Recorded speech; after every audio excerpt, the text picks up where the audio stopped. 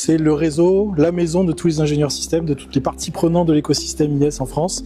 Et donc on va y retrouver des étudiants, des retraités, des académiques, des chercheurs, des doctorants, des industriels, des gens qui sont dans des startups. Et donc on va regrouper, fédérer toute cette communauté, tout cet écosystème qui va échanger, faire du networking et amener des bénéfices et partager des opportunités entre nous. Donc on est vraiment la maison de l'ingénierie système. Ce qui est très intéressant avec la communauté d'ingénierie système de la FIS, c'est que ce sont vraiment des gens qui sont ouverts et avec lesquels on peut discuter et qui vont faire l'effort, même s'ils ne sont pas justement du domaine, de s'intéresser et de porter le discours de l'ingénierie système, de faire l'effort de l'expliquer et de s'interfacer avec les autres métiers. Pour toutes les personnes que j'ai pu rencontrer à la FIS, c'est d'avoir justement l'esprit ouvert et de s'intéresser à tout ce qui se passe et de mettre en contact dans l'idée de faire progresser justement pas que l'ingénierie système, mais aussi les interfaces avec les ingénieries de spécialité.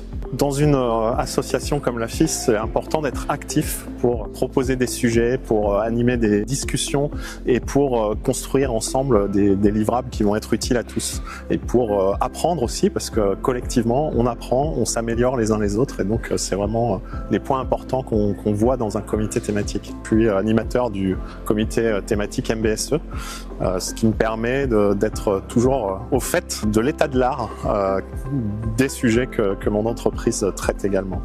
Et il faut se mettre vraiment dans une dynamique où les gens apportent parfois de l'expertise, parfois des besoins, parfois une envie de recueillir des expériences. Le retour d'expérience, c'est à la fois donc des bonnes expériences ou des moins bonnes, mais c'est de cette façon qu'on peut progresser. Et je dirais que dans un comité technique comme dans toute la FIS, chacun apporte un petit peu et recueille beaucoup.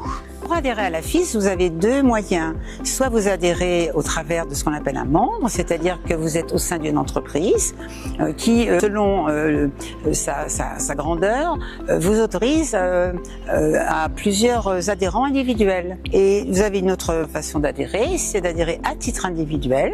Et à ce moment-là, vous avez sur le site de la FIS une page qui est dédiée, qui s'appelle « Adhérer ». Vous aurez toutes les informations.